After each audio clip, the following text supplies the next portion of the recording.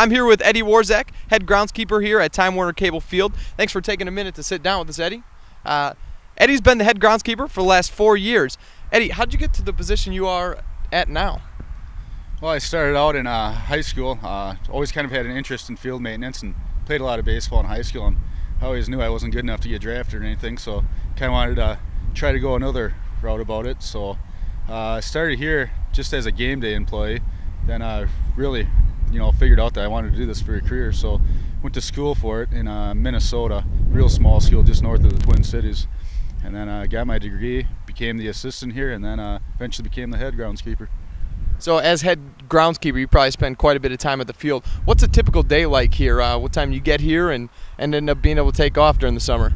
On a typical game day, we'll get here around 8 and do all of our stuff, set up their batting practice and all that. And we usually don't get out until hour and a half, 2 hours after the game. So we average about 15 hours a day. We usually cut the grass first. It's usually the first thing, but it's kind of one of the things that we pay attention to the least. The clay is the most important area because I think it's said that it's like 80% of plays happen on the clay. So you always want that pristine, so we spend a lot of time on that. We constantly watering it, keeping it moist, get a nice good base in there, and perfecting all the mounds, making sure the slope's right. Same with the bullpen mounds, and taking care of home plate, making sure all those holes are patched and everything's nice and level. As fans come out here, they're going to see quite a few patterns in the grass throughout the season, which they're pretty impressive, things you do. How do you get those different patterns in the grass? Well, we use a completely different mower than a home mower. They have more of the rotary blades, which is just 2 blades that spin around. We have what you call a reel mower. It kind of looks exactly like those old-time push mowers. And then behind that, there's a roller, so it actually just rolls the grass. So when you see a light color, that means the grass is rolled away from you. Okay. And when you see a dark color, it means that it's rolled towards you. And with the weather in Wisconsin, we've had snow on opening day the last few weeks. We've been in the 70-80 range, knock on wood.